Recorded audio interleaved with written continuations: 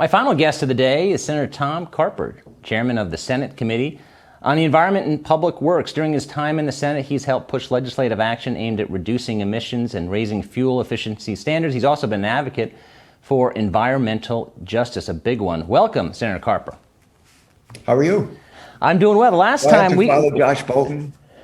Yeah, well, listen, no, you're last but not least, because we're going to get into this. You're the big decider here. The last time I talked to you, I was in your office over a decade ago, and it was when Democrats were trying to pass the Affordable Care Act, and you were trying to bring people together and get a bipartisan bill. Obviously, as you know, it passed, but it was not a bipartisan bill. But you are someone who's committed to getting solutions, and here, because you're the chairman of this committee, I mean that's going to be such a big task to move this bill. Can you just give me where you see the process going as far as legislation? It looks like the House would move first, and then the Senate would act. Do you think the Senate can pass phase one of this bill, the infrastructure bill, by the July 4th recess or the August recess? A couple of weeks ago, the Senate Environment and Public Works Committee reported out water infrastructure legislation, and we did it unanimously.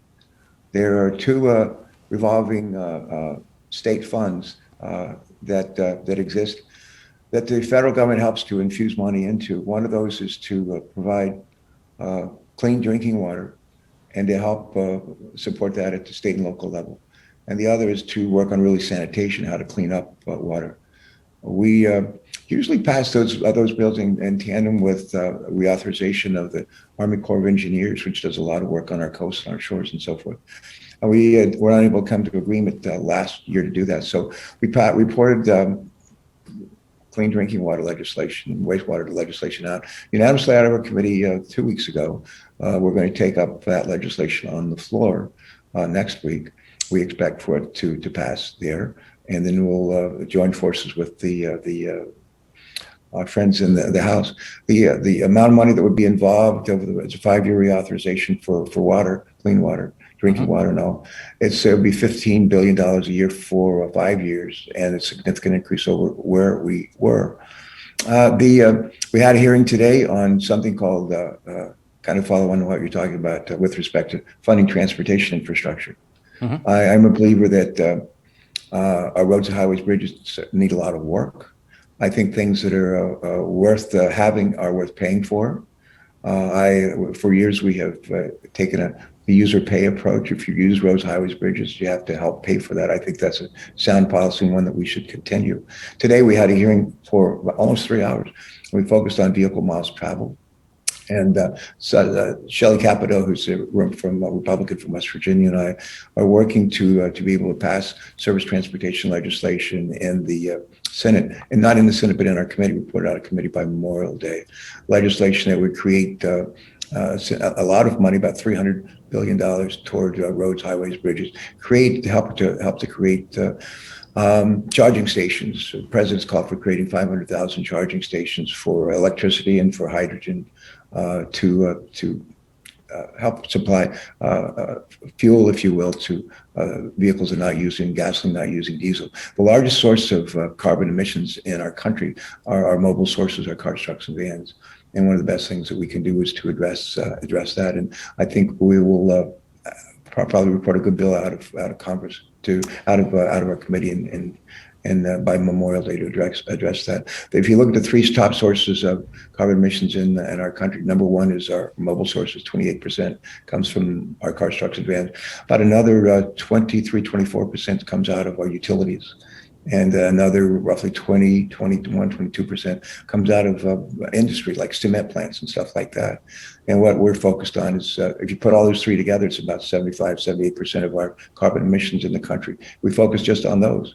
We make huge progress, and we're going to be focused fully on those three sources, but others as well.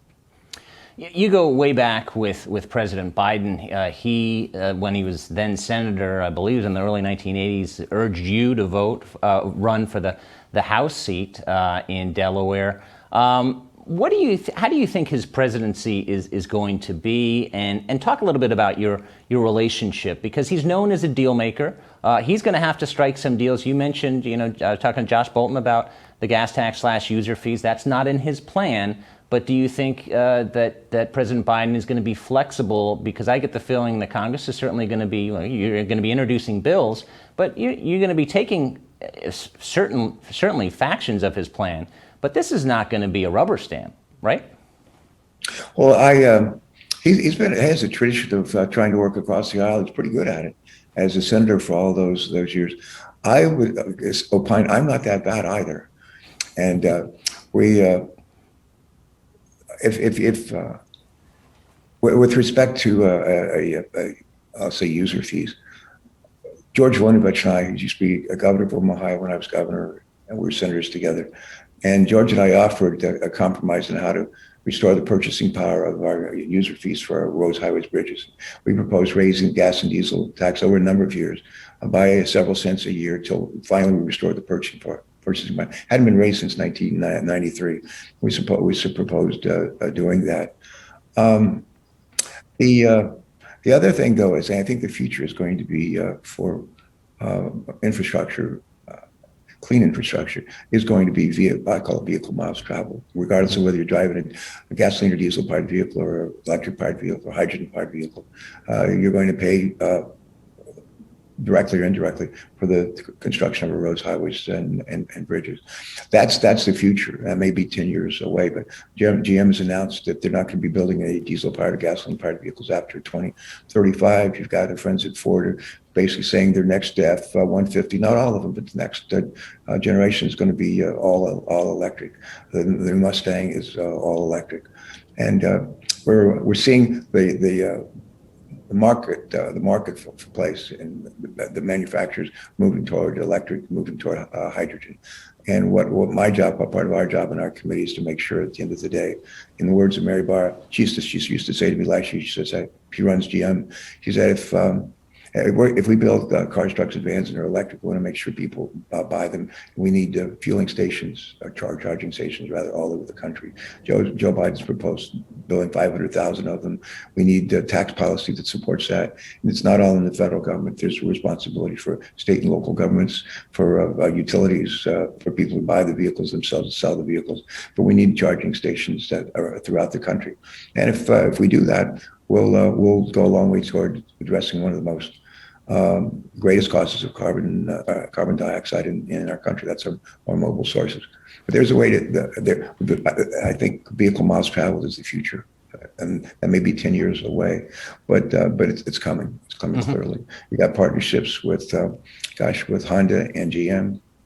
You have our friends at Toyota. They're all into this approach, and they're all into the use of hydrogen for fuel cells and moving vehicles. And what we have to do is enable that and sustain that. Mr. Chairman, Senator, I mean, from what I'm hearing and the way your committee works, are you confident that there can be and there will be a bipartisan deal on infrastructure that won't need to go through reconciliation? Well, I certainly hope so. One of my favorite witnesses in the last several years is a fellow from Wyoming, Republican, who's actually was the number 2 or 3 person on the Department of Interior in the last administration. And I remember when he came before us on his first confirmation, he said these words. He said, "The bipartisan solutions are lasting solutions," and I really feel that that's the case. At the end of the day, if we want legislation that endures, and a good example is some of the stuff we're talking about with respect to automotive and all. The folks that are building these cars, trucks, and vans, they're looking for certainty and predictability, and they don't want to hear from. They invest all this money with the anticipation of us doing X, Y, and Z with respect to charging stations, fueling stations, and then find out that at the end of the day, we're not going to do that. We don't do that. We don't live up to our side of the bargain. So one of the ways we want to, I think it's that we can best keep that deal and make that assurance a reality and deliver with respect to carbon reduction is a bipartisan solution. And if at the end of the day, we're not successful, And we try very hard, and it's just not going to happen. And there are other alternatives, but we're going to try very hard, both right now on clean drinking water. We're going to try this spring very hard on surface transportation that does a lot to reduce our carbon emissions. As far as the size of President Biden's proposal, which is $2.3 trillion, some Democrats like that amount. Not all Democrats like that amount. They want it larger. Republicans want it smaller. Where do you think it should be? Well, we're taking this. How How do you say? How do you eat an elephant one bite at a time? Right now, our first bite is water infrastructure. We're looking at $30 billion authorization over five years. That's a significant increase. We're looking at least $300 billion, maybe a little bit more, for surface transportation reauthorization over 5 years, and we'll do it good. Hopefully, we'll be able to find consensus on water. That'll provide some encouragement that maybe we can find consensus on surface transportation. And at the end of the day, the other thing I'd say is sustainability, but environmental justice. Make sure that, especially, and one of the things I'm very happy with that we did with our water legislation is that there are a lot of folks in our country that drink bad water, dirty water, unsafe water, unclean water. And a lot of the times that it occurs in communities of color.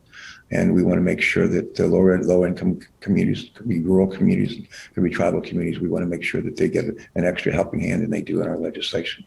And I'm a big believer in the golden rule: treat other people the way we want to be treated. So we're going to try to make sure that that's infused into the legislation that we pass. What is your, as a last question, got about a minute left, your environmental justice agenda? And is it in these multiple bills? Do you see it in the big transportation bill? Just kind of what you want to do this year and next on that big issue. Believe it or not, the golden rule: treat other people the way we want to be treated, is in every major religion of the world. And I want to make sure that as we pass legislation, whether it's air, whether it's our water, whether it's our transportation, I want to make sure that we just treat other people the way that we would want to be treated. If we do that, we won't go wrong. So, you'll find that spirit, that theme underlie everything that I'm involved with. Senator Carper, thanks so much, and it's going to be an exciting spring and summer for you. Really appreciate you joining us today. Yeah, it's my pleasure. Take care, Bob. Thanks so much.